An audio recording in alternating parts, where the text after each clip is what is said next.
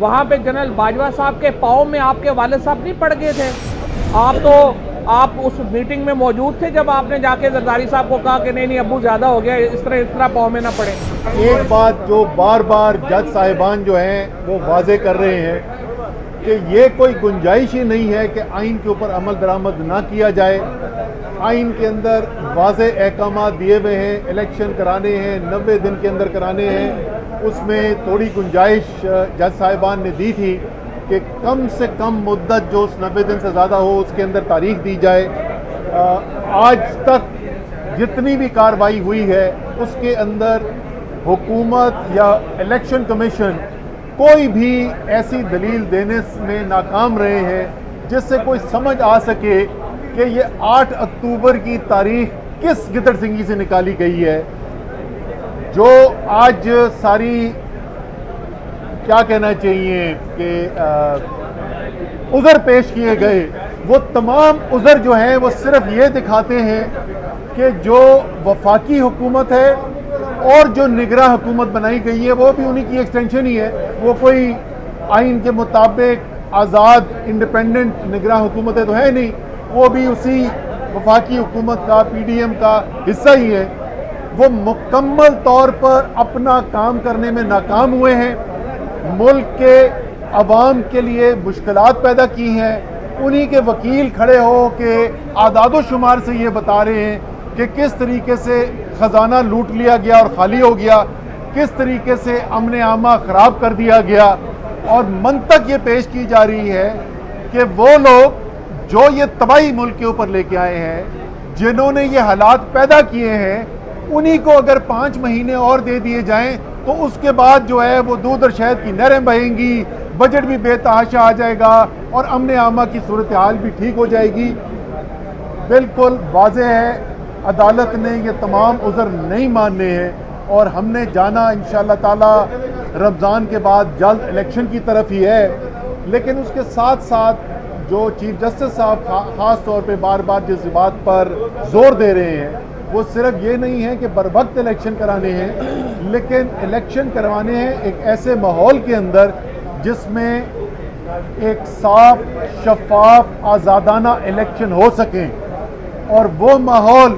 یقیناً کسی کو پاکستان میں اس وقت نظر نہیں آ رہا ہے۔ وہ پاکستان جہاں پہ اظہر مشوانی کو اٹھوا لیا جائے اور 6 دن تک یہی نہ پتہ چلے کہ کون اٹھا کے لے گیا اور کیوں اٹھا کے لے گیا ہے،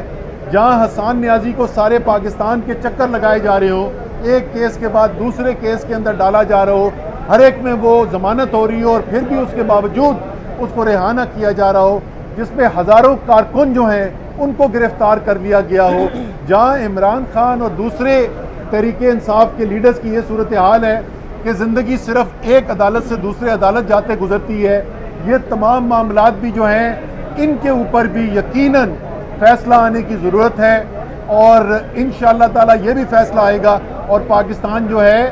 وہ جلد اس اندھیری رات سے جو گزر رہا ہے یہ ختم ہونی ہے، روشنی آنی ہے، پاکستان نے ایک الیکشن کی طرف جانا ہے، اور یہ حکومت جو پاکستان کے اوپر نازل ہوئی ہوئی ہے یہ حکومت جلد ختم ہونے کے لیے جا رہی ہے۔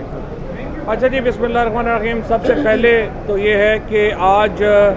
جو سپریم کورٹ کی کارروائی ہے وہ تو آپ کے سامنے ہی ہے، اور اس میں کل سپریم کورٹ نے الیکشن کمیشن کو یہ کہا ہے کہ تھوڑا پورا جو اپنا ایک الیکشن پلان ہے وہ لے کے سپریم کورٹ میں آئیں۔ کل سپریم کورٹ نے ڈیفنس سیکرٹری کو بھی بلا لیا ہے، فائنانس سیکرٹری کو بھی بلا لیا ہے، اور ان کو کہا ہے کہ وہ ایک پلان اپنا عدالت میں پیش کریں، اور جو بھی سپریم کورٹ کا فیصلہ ہوگا ہم اس کے ساتھ انشاءاللہ چلیں گے۔ آج لائرز کنونشن بھی ہو رہا ہے لاہور میں، تمام نظریں ادھر بھی ہیں، ہم دیکھتے ہیں کہ وکلا اپنا کیا نقطۂ نظر دیتے ہیں، اور آج پارلیمنٹ کے اندر جو بحث ہوئی ہے وہ بھی بڑی خوفناک ہے۔ یہ حکومت کیسے قائم ہوئی تھی؟ کیا یہ حکومت جمہوری طور پہ منتخب ہو کے آئی؟ جواب ہے نہیں۔ یہ حکومت ایک اسی عدالت کے جو اس بینچ میں 3 ججز شامل ہیں ان ججز کے فیصلے کے نتیجے میں یہ حکومت بنی، ایک سو موٹو نوٹس کے نتیجے میں یہ حکومت بنی، اور یہ حکومت جو ہے پروڈکشن ہے اس ایک سپریم کورٹ کے بینچ کے سو موٹو آرڈر کی۔ آج جب بلاول بھٹو وہاں کھڑے ہو کے میاؤں میاؤں کر رہا تھا اور یہ جو سپریم کورٹ کو اور عمران خان کے اوپر تنقید کر رہا تھا، تو میں یاد کرانا چاہتا ہوں جناب بلاول صاحب کہ جب جنرل باجوہ صاحب ہمارے پاس آئے اور انہوں نے کہا کہ یہ نو کانفیڈنس موو واپس لے لیں اور آپ الیکشن کرا دیں، اور ہم نے کہا الیکشن کرا دیں،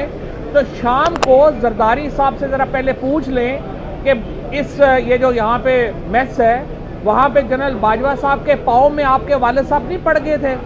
تو یہ جو حکومت جو آج آپ کو جنرل باجوہ بھی بڑا برا لگ رہا ہے، آج آپ کو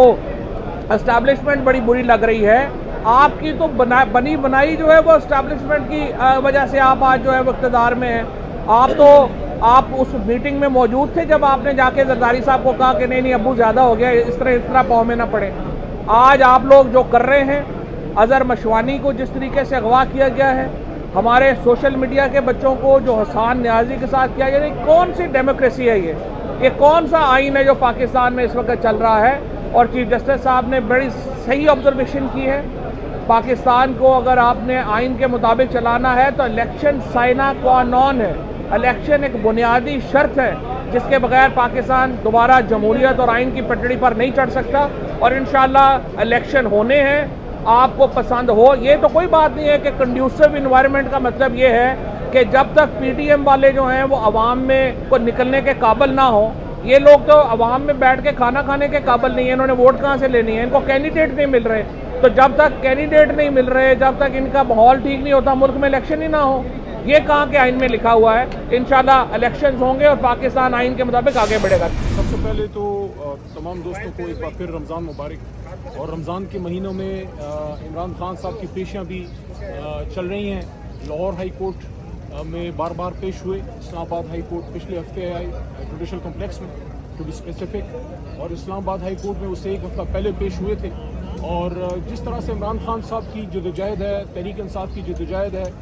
27 سال کی جدوجہد ہے پاکستان میں رول آف لاء کی، آئین و قانون کی حکمرانی کی، اور جو عمران خان صاحب بات کرتے ہیں کہ دو نہیں ایک پاکستان کے، سب کے لیے قانون برابر ہو، اور اس پہ اب خود عمل کر کے بھی دکھا رہے ہیں۔ ایز اے وزیر اعظم بھی پیش ہوتے رہے اور as an ex prime minister بھی پیش ہو رہے ہیں، گولیاں کھا کے بھی پیش ہو رہے ہیں اور زندگی کے خطرات کا سامنا کرتے ہوئے پیش ہو رہے ہیں۔ میں ایک سوال ارباب اقتدار کے سامنے رکھنا چاہتا ہوں کہ جتنے کیسز ہیں عمران خان صاحب خود بنفس نفیس آ رہے ہیں جتنا پاسبل ہو رہا ہے لائف تھریٹس کے باوجود، لیکن ایک تو ان کی سیکیورٹی کیا اس لیول کی ہے؟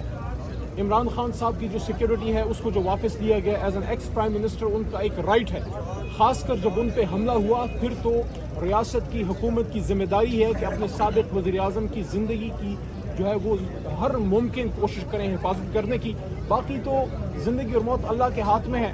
جس طرح حضرت علی رضی اللہ تعالیٰ عنہ نے فرمایا تھا کہ موت زندگی کی حفاظت کرتی ہے۔ لیکن یہاں پہ بہت بڑا سوال ہے کہ ایک ایسے ملک میں جہاں پاکستان کے سابق وزیر اعظم پہ جانی حملہ ہو چکا، کل جو وزیر داخلہ رانا ثناء اللہ خان نے جو بات کی ہے، کیا یہ مناسب ہے؟ کیا ملک کے سٹنگ وزیر داخلہ کو سابق وزیر اعظم جس پہ لائف تھریٹ بھی ہے اور حملہ بھی ہو چکا ہے اس کے بارے میں ایسی گفتگو کرنا زیب دیتا ہے؟ ان کا تو کام ہے پاکستان کے ہر شخص چھ جائے کہ سابق وزیر اعظم ہر شخص کی زندگی کے لیے تگ و دو کرنا، نہ کہ یہ کہنا کہ سیاست کو گالی یا دشمنی بنا دیا جائے۔ بہرحال عمران خان صاحب آ رہے ہیں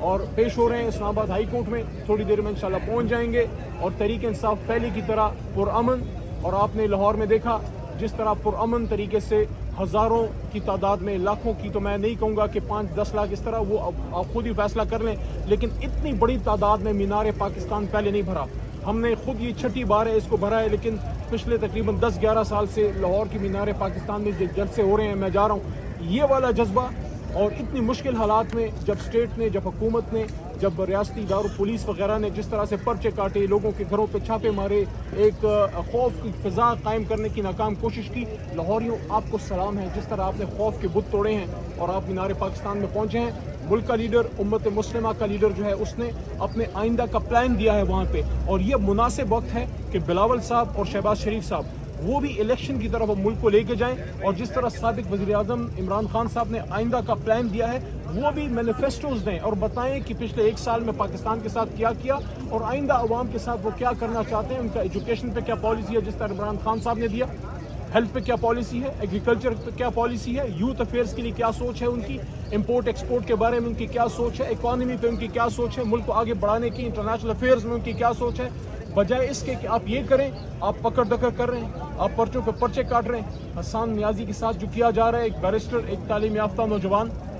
जो हमारे अजहर नशवानी साहब, उनका कोई अता पता नहीं चल रहा। तो इस तरह से तो मुल्क आगे नहीं जाएगा। अगर इलेक्शन का ऐलान कर दिया है, हमारे हिसाब से 2-3 महीने में होना है, आपके हिसाब से 6-7 महीने में होना है, बहरहाल होना तो है। तो अगर इलेक्शन होना है तो फिर आप इलेक्शन की फिजा तो कायम करें। पकड़ दकड़ से और इस तरह की क्रैक डाउन से आप तहरीक इंसाफ को नहीं डरा सकते। बहरहाल इंशाल्लाह हमारी जद्दोजहद जो है वो जारी रहेगी।